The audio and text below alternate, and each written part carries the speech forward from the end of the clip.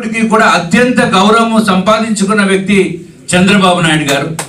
అటువంటి వ్యక్తి విశాఖపట్నం ఎయిర్పోర్ట్కి వస్తే ఎయిర్పోర్ట్ లో నానా ఇబ్బందులు గురి చేసి బయటికి రానివ్వకుండా, వచ్చిన తర్వాత కదలనివ్వకుండా కోడిగుడ్లు విసిరి, టమోటాలు విసిరి, మహిళలకి మందు తాగించి, పచ్చి బూతులు మాట్లాడిపించి అత్యంత దారుణంగా అవమానించిన వ్యక్తి నా పైన పోటీ చేసే వైఎస్ఆర్సీపీ అభ్యర్థి కేకే రాజు.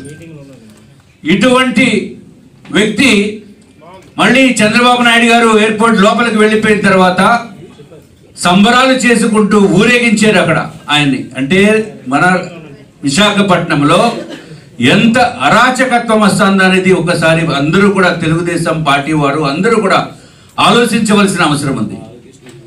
ఇది ఒకటే కాకుండా చంద్రబాబు నాయుడు గారిని అక్రమంగా అరెస్టు చేసినప్పుడు ప్రతి ఒక్కడు మనసున్నవాడు, ప్రతి ఒక్కడు కూడా ఆంధ్ర రాష్ట్రంలో ఎంతో బాధపడిన విషయం.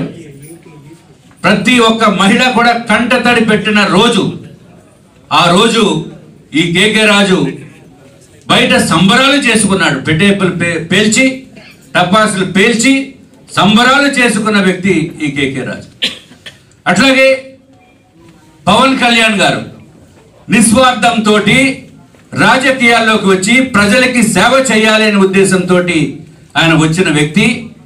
విశాఖపట్నం ఎయిర్పోర్ట్ నుంచి హోటల్కి వచ్చే దారిలో నానా ఇబ్బందులకి గురి చేసి ఆ జనవాణి ప్రోగ్రామ్ని కూడా అటెండ్ అవ్వకుండా చేసిన వ్యక్తి ఈ కేకే రాజు గారు. అంటే వైఎస్ఆర్సీపీకి ఎక్కడ విశాఖపట్నంలో అరాచకం కావాలి, సృష్టించాలి అంటే గుర్తుకొచ్చేది కేకే రాజు.